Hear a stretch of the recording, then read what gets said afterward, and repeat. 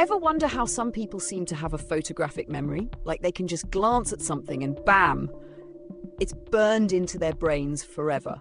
We often hear about Japanese students having incredible memory skills, almost like a superpower. Are they born with it? Is it something in the sushi? Well, today, we're cracking the memory code and exploring some surprisingly simple neuroscience-backed techniques that can help you remember everything, or at least a whole lot more. We picture these students effortlessly reciting poems, flawlessly recalling formulas, while we're over here forgetting where we put our phone again. Is it just endless rote memorization? Hours and hours of flashcards, maybe? But that's not the whole story. What if they have some really clever brain science hacks up their sleeves? A blend of tradition and brain science that we can all use. Today, we're going to unlock a few of these memory techniques. Proven, effective, and surprisingly easy to implement. By the end of this video, you'll have a toolkit to boost your memory, whether you're learning a new language, preparing for an exam, or just trying to remember your grocery list. Let's start with a classic, but with a brain-smart twist. Think of learning kanji, those complex Japanese characters. No one masters them by cramming. Instead, they use a technique called spaced repetition.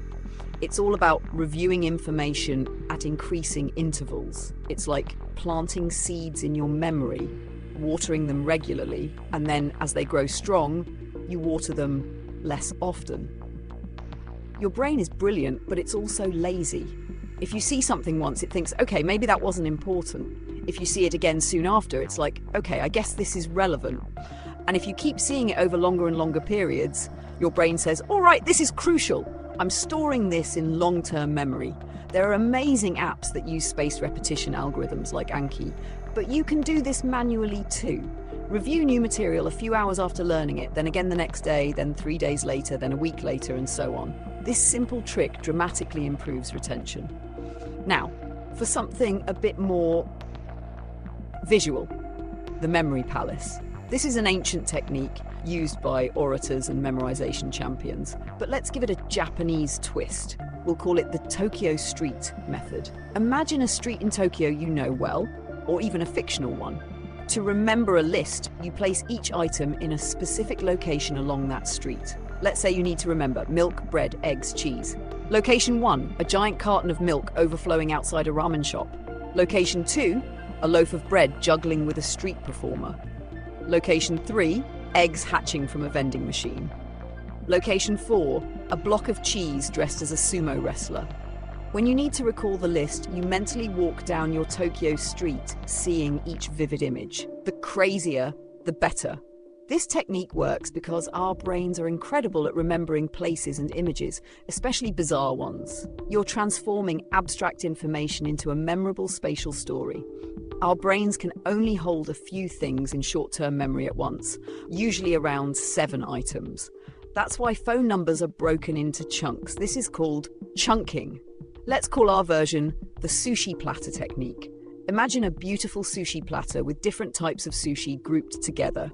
Instead of trying to remember 12 individual items, you group them into 3 to 4 meaningful platters. For example, if you need to remember a long string of numbers or dates, try to find patterns or create mini-stories. 1984 becomes the year of the famous book. 5555-1212 becomes 555-1212. Your brain processes these groups as single units, freeing up mental space and making recall much easier. You do this all the time without realizing it. These techniques aren't magic. They're about working with how your brain is wired. They tap into powerful memory systems.